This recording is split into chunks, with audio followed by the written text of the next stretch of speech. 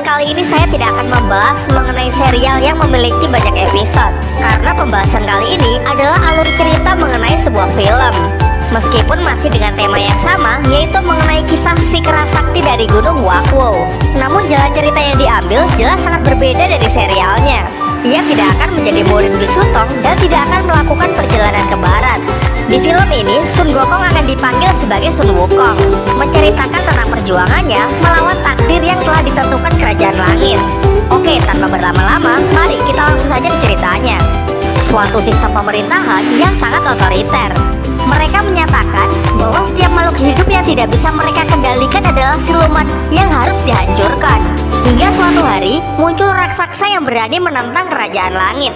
Namun sayangnya, raksasa itu dapat dikalahkan. Jasadnya jatuh ke bumi dan menjelma menjadi Gunung Wakwo. Sementara jantungnya tetap hidup dan berubah menjadi seekor kera yang hidup damai di sana. Kerajaan Langit yang mengetahui hal itu segera menurunkan hujan api untuk meratakan Gunung Wakwo.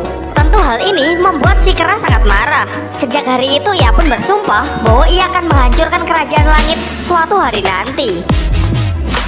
Beberapa ratus tahun pun telah berlalu semenjak kejadian hari itu. Kera itu pun kini telah tumbuh dewasa yang akan kita kenal dengan nama Sun Wukong. Dengan kekuatan yang ia miliki sekarang, dengan mudah ia dapat memasuki Kerajaan Langit. Kebetulan hari ini bertepatan dengan seleksi penerimaan para dewa baru. Ia pun mulai berulah dengan memakan seluruh buah persik yang akan dijadikan hidangan utama. Tentu para hadirin pun menjadi sangat marah karena mereka hanya menerima hidangan berupa biji buah persik. Mereka meluapkan emosinya dengan memukul para pelayan. Untunglah muncul salah seorang pelayan yang berani melakukan perlawanan. Ia bernama Azi, seorang pelayan yang sangat istimewa. Meskipun demikian, namun tetap saja lawannya terlalu banyak. Untunglah ia sempat diselamatkan oleh seorang pria gendut bernama Juan Lian. Dilanjutkan dengan kemunculan Wukong yang datang untuk menghajar orang-orang kurang ajar itu.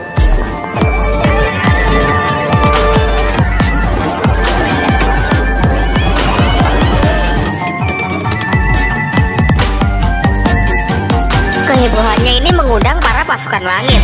Kemudian ia mengeluarkan toya sakti dari telinganya untuk mengalahkan mereka semua.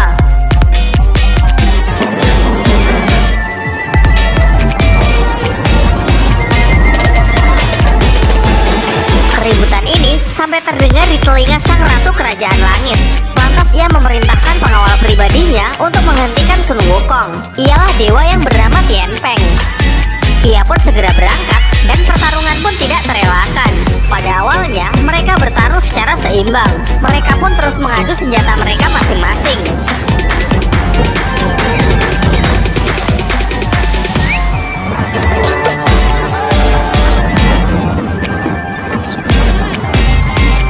Namun seiring berjalannya waktu, Sun Wukonglah yang terlihat lebih unggul. Ia memperbesar toya saktinya untuk menghentikan serangan Tian Feng dan meratakan tempat itu. Hingga akhirnya seorang dewa pun datang untuk menghentikan serangan Sun Wukong. Ia bernama Yang Qian yang lebih dikenal dengan nama Dewa Erlang.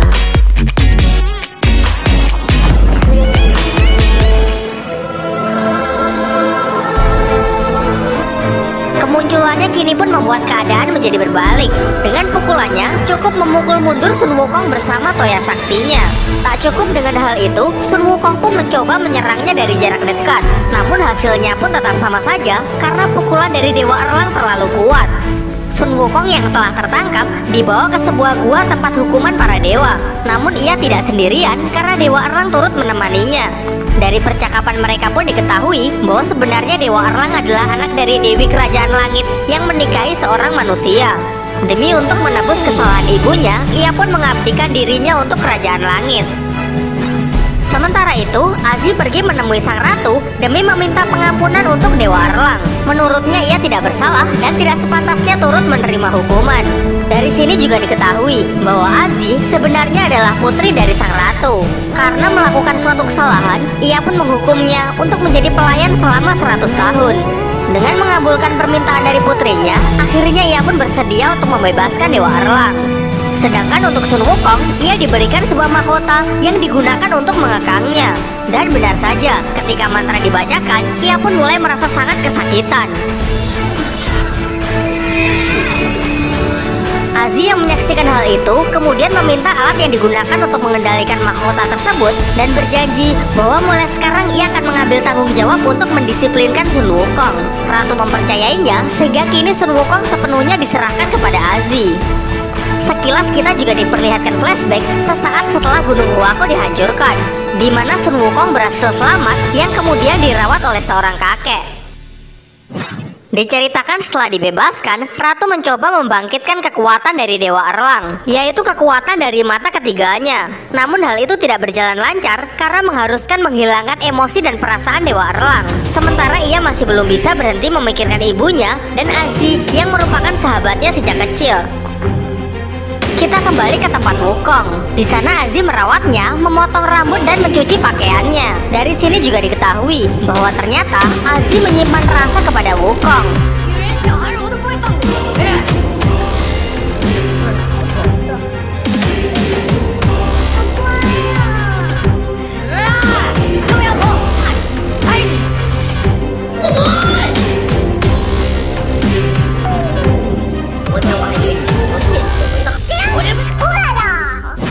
Setelah itu, sang ratu mengadakan tur untuk mengelilingi kerajaan langit. Dengan sengaja ia memprovokasi Wukong karena ia menduga bahwa jantung siluman yang dulu pernah mengacaukan Kayangan masih hidup dan berinkarnasi menjadi Wukong.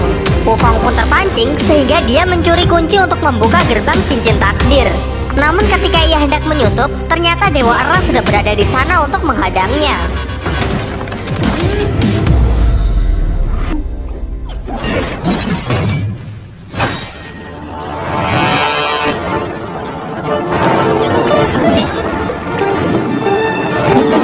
Pertarungan yang dahsyat pun tak terhindarkan yang membuat runtuhnya jembatan takdir. Kemudian Tian Peng pun juga masuk ke dalam pertarungan. Dilanjutkan dengan kedatangan Azi yang diikuti oleh Juan Lian. Di puncak pertarungan, jembatan takdir kini benar-benar runtuh. Alhasil mereka semua pun terjatuh ke bumi dan kehilangan seluruh kekuatan dewanya.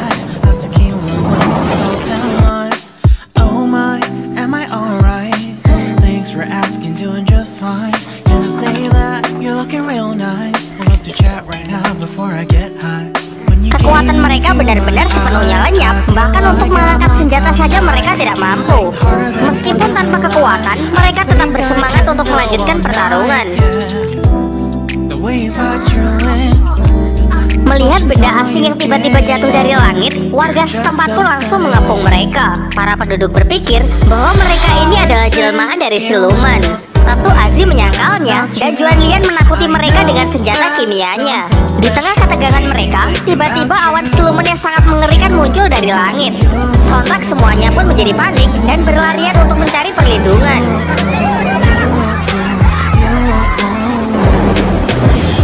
Awan siluman ini mempunyai kemampuan untuk menarik seseorang ke arahnya. Ketika semua orang telah berlindung, ada seorang anak yang tertinggal. Untunglah dari belakang muncul seorang gadis yang datang untuk menyelamatkannya. Tian Peng yang menyaksikan dari jauh melihat bahwa gadis itu sangat mirip dengan kekasihnya yang telah lama pergi. Ia bernama Ayu yang diusir dari kerajaan langit akibat melakukan suatu kesalahan. Namun usaha gadis itu sia-sia karena tidak ada yang dapat menghentikan amukan dari siluman awan. Kemudian Tian Peng langsung berlari dan mengorbankan dirinya demi untuk menyelamatkan gadis dan anak itu. Di detik-detik terakhirnya, untunglah Sun Wukong bersama Dewa Erlang datang membantunya. Kemudian Juan Lian memerintahkan Azi untuk menembakkan senjata kimianya ke arah awan siluman itu. Ternyata senjata Juan Lian memiliki kemampuan untuk membekukan udara. Kini Tian Peng pun berhasil diselamatkan dan awan itu juga berhasil untuk diusir. Kemudian Wukong dan Dewa Erlang pun diikat karena mereka dianggap sebagai ancaman. Singkat cerita, mereka pun mengetahui kalau siluman awan sudah kerap datang ke tempat ini. Mereka sering menculik warga dan telah menghabiskan seluruh persediaan air. Karena hal ini, mereka telah kehilangan sumber makanan karena tak mampu menanam padi. Dari sini juga diketahui bahwa tempat ini dahulu merupakan Gunung Huaguo. Sementara itu, kini Tian Peng telah dirawat oleh gadis yang mirip Ayu. Tian Peng pun menjadi sangat yakin karena gadis ini memiliki batu meteorit yang hanya dimiliki oleh Ayu. Namun ia tidak dapat mengingat apapun dan mengatakan kalau ia sudah memiliki batu itu sejak kecil.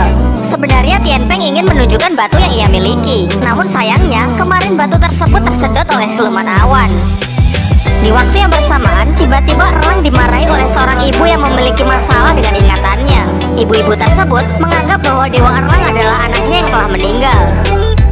Singkat cerita, mereka sepakat untuk menetap demi menyelamatkan warga desa dari ancaman siluman awan.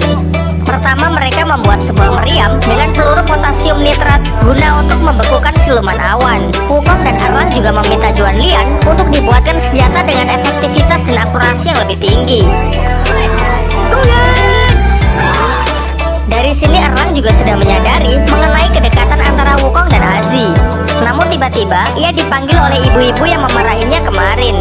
Di sana ibu-ibu itu memberikan Erlang sebuah kentang manis yang padahal hanya sebuah batu. Ternyata ia masih menganggap kalau Dewa Erlang adalah putranya yang telah meninggal.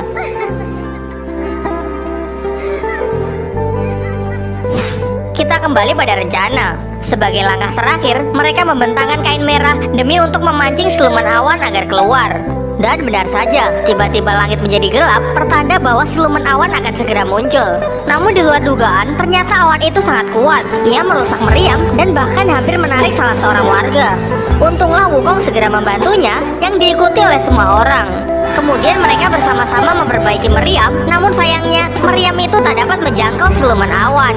Untunglah dengan cepat, Erlang segera membantu untuk mengangkat meriam.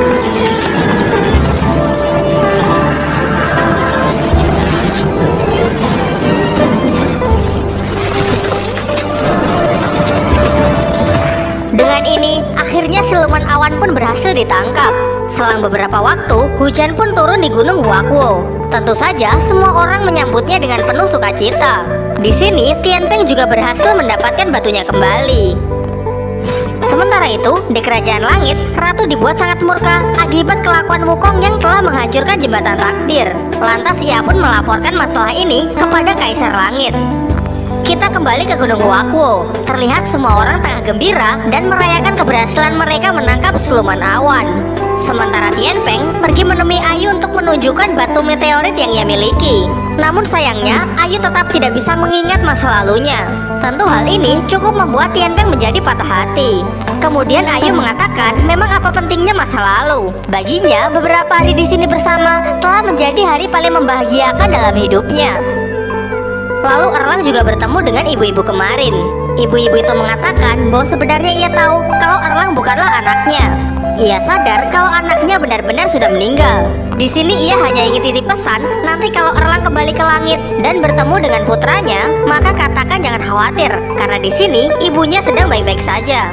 Mendengar hal itu, kini Erlang pun menjadi teringat kepada ibunya sendiri. Sementara itu, Wukong tengah bersama dengan Azi. Ia mengatakan bahwa Gunung Huakuo dulu jauh lebih indah daripada ini. Bahkan di sini kini tak ada lagi pemandangan matahari tenggelam.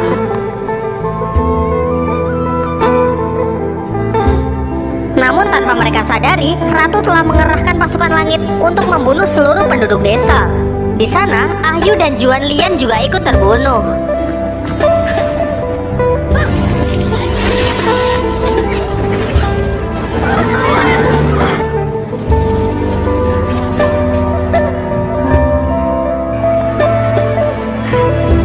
Tentu saja, pembantaian ini membuat Wukong menjadi sangat marah.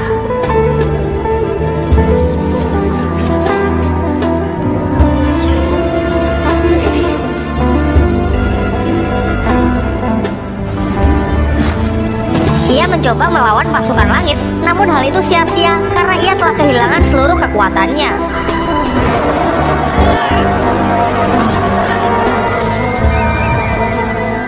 Kemudian sang ratu mengatakan bahwa seharusnya warga desa sudah mati sejak kemarin. Campur tangan dari kalian hanya akan membuat mereka mendapatkan harapan palsu. Hal ini juga merupakan pembelajaran bagi mereka bahwa mereka tidak bisa mengubah takdir. Setelah itu, Ratu membawa mereka kembali ke Kerajaan Langit untuk menerima hukumannya. Wukong yang dihukum mati tetap menahan rasa sakit karena ia masih ingin hidup. Ia masih memegang janji yang harus ia penuhi, yaitu membawa Azi untuk melihat matahari tenggelam di Gunung Huakuo. Karena tak tega melihat kondisi Wukong, Azi pun membohonginya agar ia mau menyerah.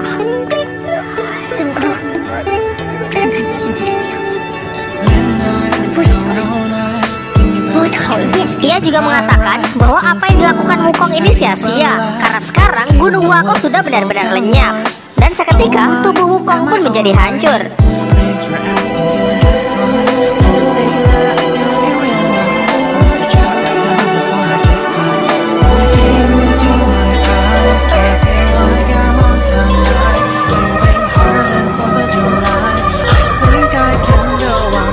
Jantung abadi milik Wukong kini berada di tangan sang ratu. Ia pun menggunakannya untuk membangkitkan mata ketiga dari Dewa Erlang. Aziz juga sudah selesai dengan hukumannya dan kini ia kembali menjadi dewa. Di sisi lain, ternyata jantung abadi milik Wukong hanyalah sebuah simbol. Soalnya yang dibuang Aziz ke bumi jatuh ke Gunung Huakou dan berhasil ditemukan oleh gurunya. Singkat cerita, menggunakan benda itu, kini Wukong pun berhasil dibangkitkan kembali.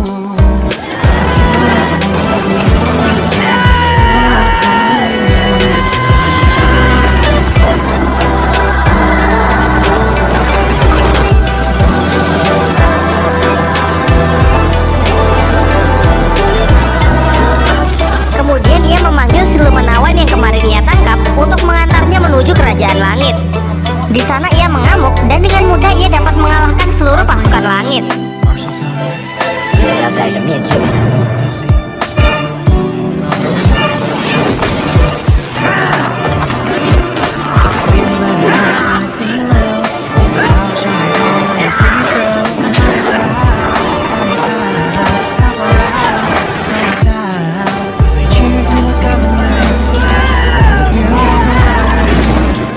Tiba-tiba Tian Peng datang membantunya karena ia memiliki perasaan yang sama terhadap kerajaan langit.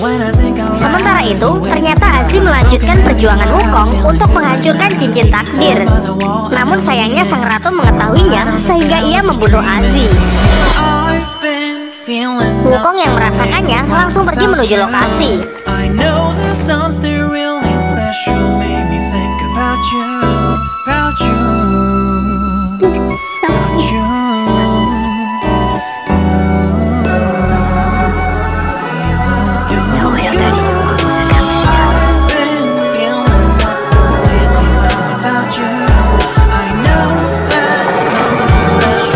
Tian Peng pun juga gugur karena ia mencoba melawan sang ratu.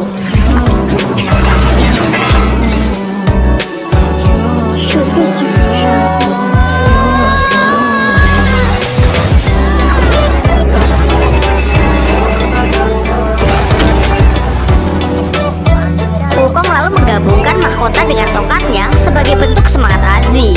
Dengan itu kini ia pun mampu menghancurkan pertahanan dari sang ratu.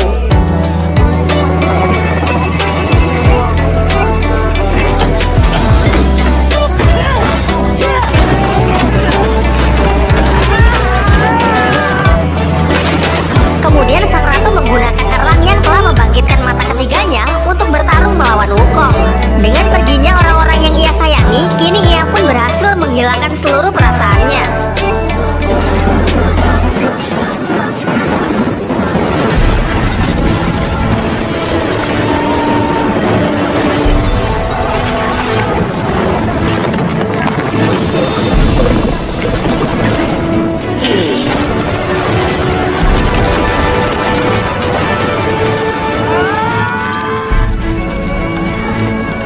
Ketika mereka beradu pukulan, Erlang pun merasakan kalau Azzi berada di dalam diri Wukong.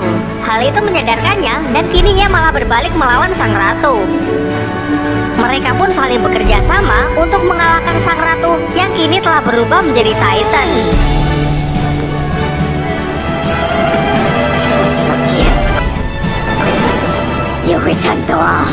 Sampai pada akhirnya, sang ratu pun dapat dikalahkan.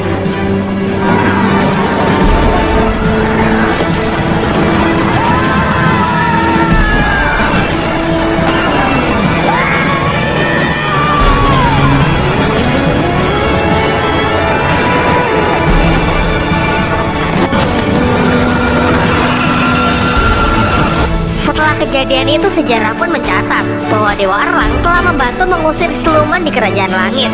Ia pun dipromosikan menjadi jenderal untuk menjaga gerbang selatan. Sementara Sun Wukong yang dicap sebagai siluman tidak ada pilihan lain selain kembali ke Gunung Huakou. Namun ini semua masih belum berakhir. Wukong berjanji akan kembali dan membawa semua makhluk yang menentang takdirnya untuk bertempur melawan kerajaan langit.